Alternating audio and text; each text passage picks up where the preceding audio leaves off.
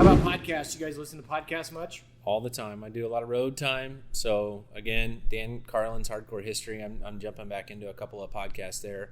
I do listen to some business ones as well. One that I really have been listening to lately has been Sean Carroll's Mindscape. It's a really interesting series of conversations on the metaphysical world, space, and also philosophy, and I really enjoy that. One that I've been listening to quite a bit is called Acquiring Minds, and that is the gentleman's name that puts that on is Will Smith, but it's not the rapper, of course, right. Different William Smith.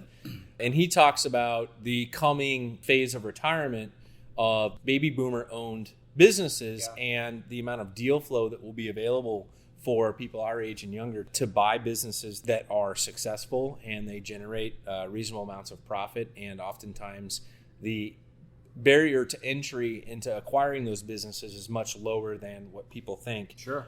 And then, of course, there's one called Fireside America with Brian Robbins that I listen to from time to time, and that kind of takes a different approach to small business development with respect to focusing on high energy, highly productive founders.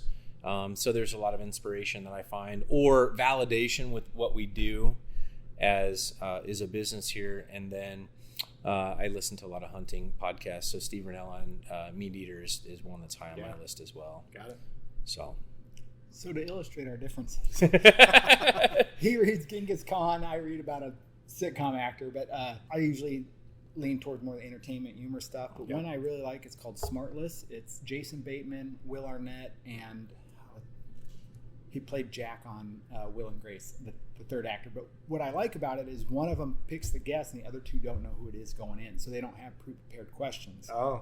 And they get in, obviously the entertainment side, but into their lives and really dive deep like that. But I like the fact that the two guys that aren't involved have to kind of come up off the spot. It's a little more unscripted.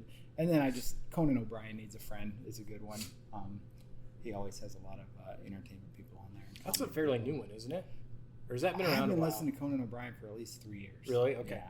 Yeah. Yep. If you want a really weird one that kind of stretches your imagination as well as maybe that's also humorous, Duncan Trussell's Family Hour is really hilarious too, and he pushes the envelope on some topics, but there's a lot of humor interlaid with that, and conversations on consciousness and what it is to be alive and to be human, and it's wrapped up with a lot of humor as well, and that's been a fun one to listen to on the road as well. Nice.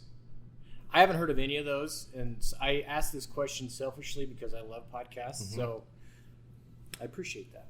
Yeah, you're welcome. Yeah, I try to keep my eyes and ears open. I'm like you. I like to hear what other people are reading and what they're listening to, because I really enjoy perspectives that I don't necessarily share or force me into uncomfortable thought experiments, because I don't know of anyone that has ever really achieved much growth through comfort, and so being uncomfortable is important, I think, mentally to grow. Yeah, and so that's why I read things that sometimes are uncomfortable, and I listen to things that are sometimes very uncomfortable. But it's important to do that. It's a good practice. I agree. Yeah.